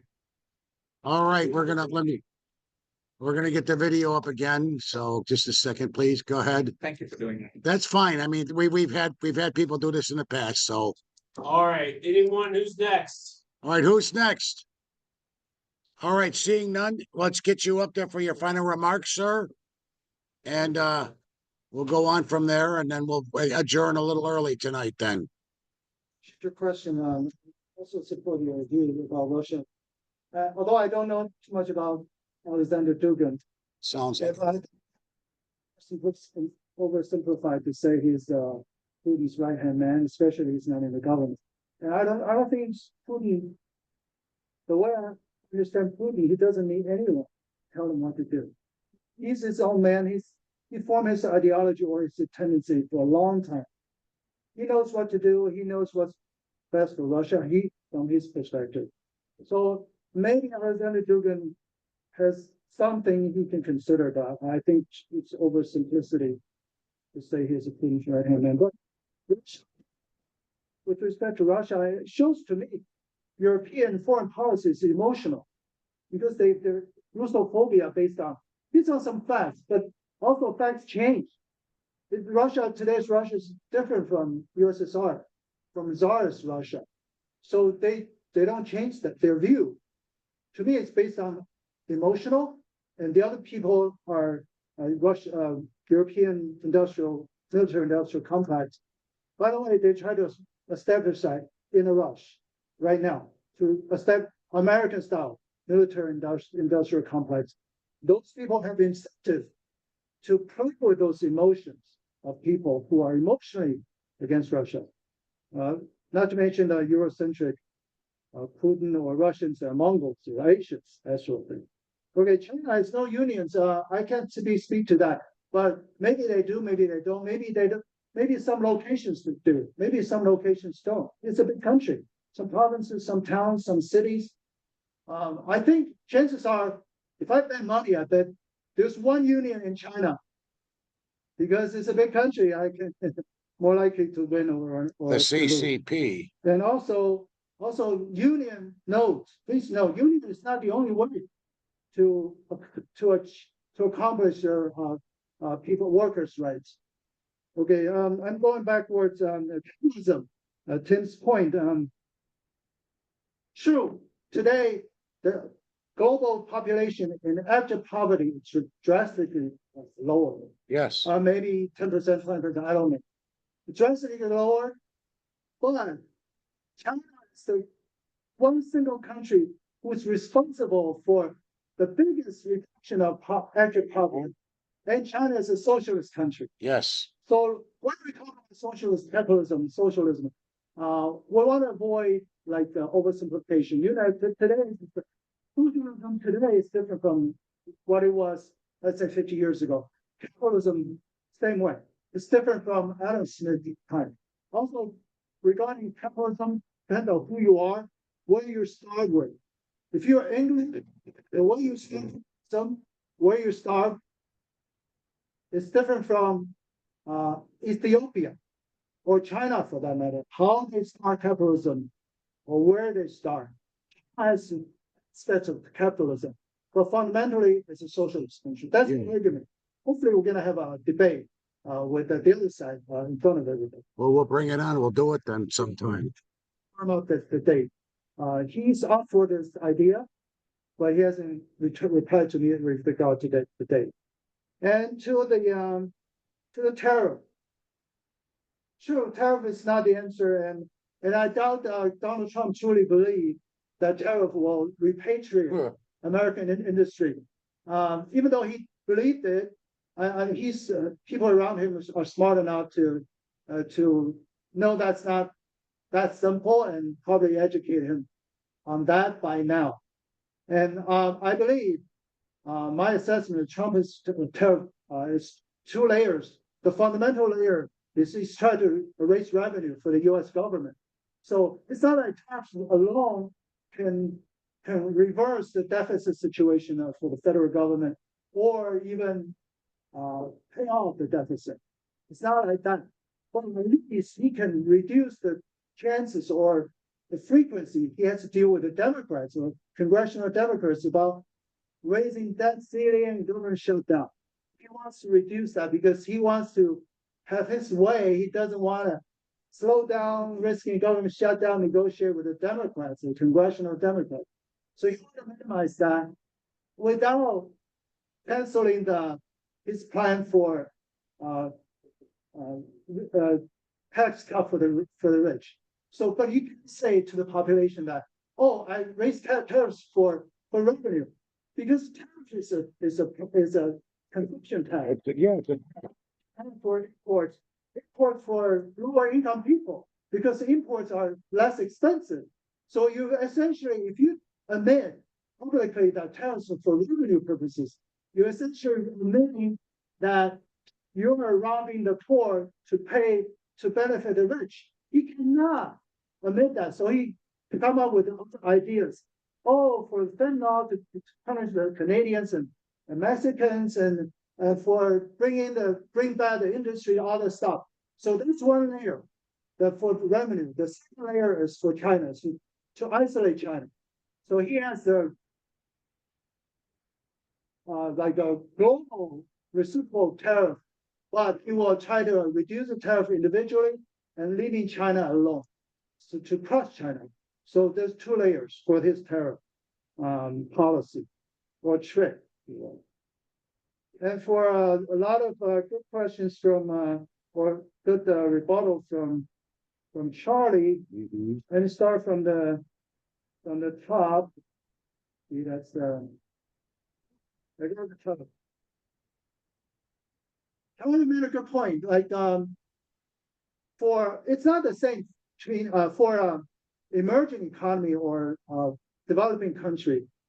The growth in that country is not the same as growth as in a developed country, established economy. But I emphasize the growth rate also the different, right? For obvious reasons, which Charlie has explained. But please don't forget the low growth today in Western Europe, in Germany, Western Europe, even in the US to a certain degree. It's not because the economies are established, developed. They have less room to grow. No, it's because self-inflicted wounds. For example, Germany, they cut their tie with Russia specifically for energy. That explains a lot, if not all, of their negative growth. So that's self-inflicted.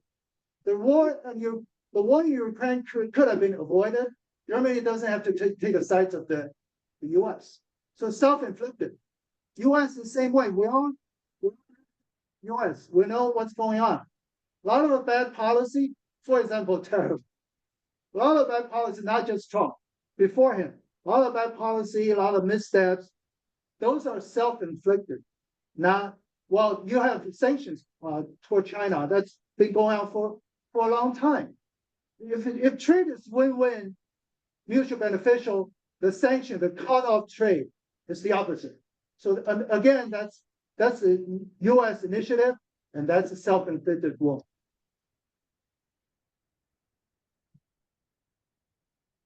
Yeah, that covers a few questions. Living standard in developing country. Yeah, again, it is low. That's why it's a developing country. A good proxy for that is GDP per capita. When we're talking about the nation, the power of the strength of the nation. So we talk about the GDP. of the nation. Because we're talking about multipolarity, unipolarity, the dynamics between the existing power, the rising power. So we look at the GDP as a growth output, the growth output. But when it comes to living standards, there's no denying they're called developing country for a reason, or super underdeveloped for a reason, because the process GDP per capita is very low. Yeah, military modernization. Charlie made a good observation. The modern military strength is not measured by the number of troops or the personnel size, which Xi Jinping has recognized that.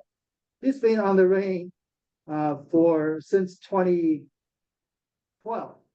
He has gone through the Chinese military modernization. Cutting personnel is one of the big things. A lot of soldiers lost their jobs. They had to go to another sector to find other jobs. So that's recognized also modernization, including the hardware, the training, the management. That's all going on. So you don't have to worry about, at least I'm not worried about China's immediate security. Let me mention, if you notice the conflict between Pakistan and India, which happened on Thursday, they have a hour-long air war, like between two sides, and India side lost some Rafales, the jet fighters, to the Chinese-made jet fighter. So right after that, the company Dunkel stock price plummeted, and on the other hand, the Chinese, I think it's Chengdu, some aerospace company, their stock price shot up. So that's a lot of people are saying that's an indication of Chinese hardware, the military hardware, military technology. That's a proven thing, and they can expect a lot of orders from other countries for their military hardware. So that's all I have for the rebuttals and the last one. Thanks everybody for attending and for your attention to humanity's future and our hope. Thank you. Okay, you wanna Yes. Okay, Justin, go ahead and adjourn us, please. All right, the college is adjourned. Thank you. Thanks, Eric. Thank you all for coming. All right,